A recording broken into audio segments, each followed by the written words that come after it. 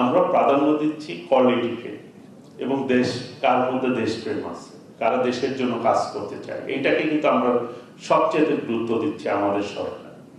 আমরা পূর্বের মতো যেরকম আমাদের ডক্টর শহীদুল ইসলাম খান সাহেবকে ওনার কোয়ালিটি ছিল, কিন্তু শুধু দলগত কারণে তাকে কিন্তু তৎকালীন সময় আমি যতটুকু জেনেছি যে তাকে চাকরি করতে দেয়নি। তার যে কোয়ালিটি ছিল সেটি সরকার ইচ্ছা করে নিতে পারত। হ্যাঁ, একটি ডেমোক্রেসি দেশে স্বাভাবিক ভিন্ন মত থাকবে, ভিন্ন চিন্তা থাকবে, যেটি ভালো চিন্তা সেটাই মানুষ গ্রহণ করবে, সেই অনুযায়ী জনগণ কিন্তু ভোট দিয়ে থাকে।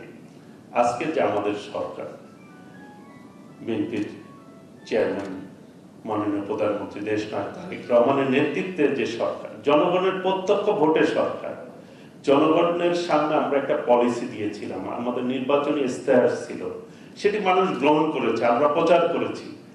সেই অনুযায়ী ইনশাল্লাহ আগামী দিনে রাষ্ট্র আমরা পরিচালনা করব।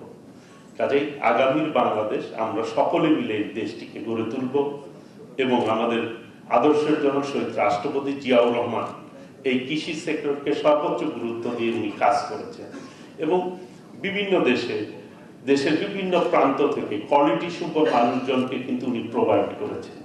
আমরাও ইনশাল্লাহ আমাদের নেতার সেই পথ ধরেই আমরা পথ চলব ইনশাল্লাহ। মাননীয় প্রধানমন্ত্রী দেশনায়ক তারেক রহমান এই দেশকেই সর্বোচ্চ গুরুত্ব দিয়ে, জনগণকে সর্বোচ্চ গুরুত্ব দিয়ে কিন্তু কাজ করে যাচ্ছে। আমরা সকলের সহযোগিতা কামনা করছি।